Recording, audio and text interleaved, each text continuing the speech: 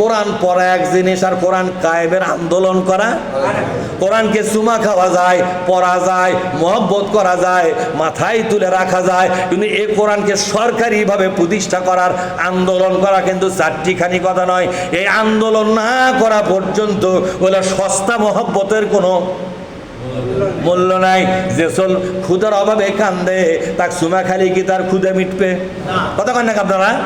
যে বাচ্চা ক্ষুধার অভাবে ক্ষুধার জ্বালায় কান্দে, খাদ্য নাই, পানি নাই, কান্না করতেছে, এখন জীবন যায়, জিহ্বাটা শুকে গেল, ওঠগুলো শুকে গেল, পেটটা পড়ে আছে, ডানার সাথে লেগে গেছে, এই দৌড়ে গিয়ে এই বাচ্চাকে পাঁজা কোলা করে ধরে আপনি চুমা খেলেন, কোলে নিলেন, মাথায় হাত বুলে দিলেন। বলেন তো বাচ্চার বিরক্ত বেশি লাগবে কিনা? কথা কন নাকি আপনারা? কিন্তু আপনার পকেট ভরা বিস্কুট, বাচ্চাকে দুটো বিস্কুট দিলেই তো কাম হতো, ঠিক না? ঠিক। মুখে আহার দিলেন না, বাচ্চার জন্য টাকা খরচ করলেন না, মাগনা মহব্বত করে গেলেন।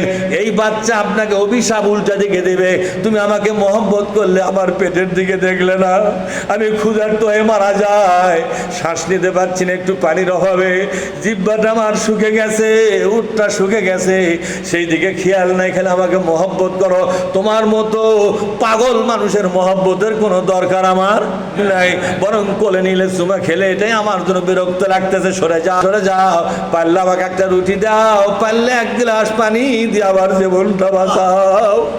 ভাইরা আমার, আজকে কোরআন সংসদে নাই, বিচারালয় নাই, এ কোরআন শুধু মসজিদের মধ্যে সীমাবদ্ধ হয়ে আছে।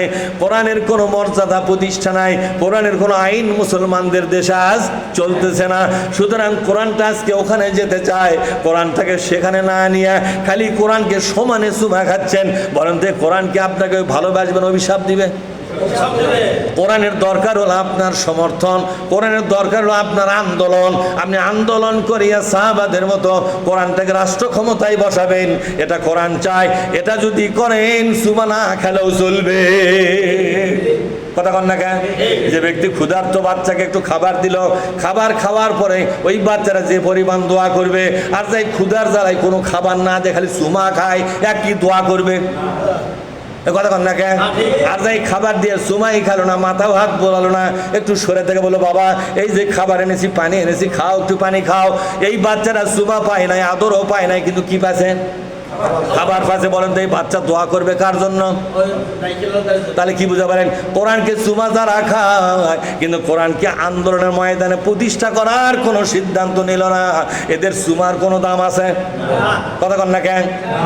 এদের আদর মহব্বতের কোনো দাম আছে নাকি?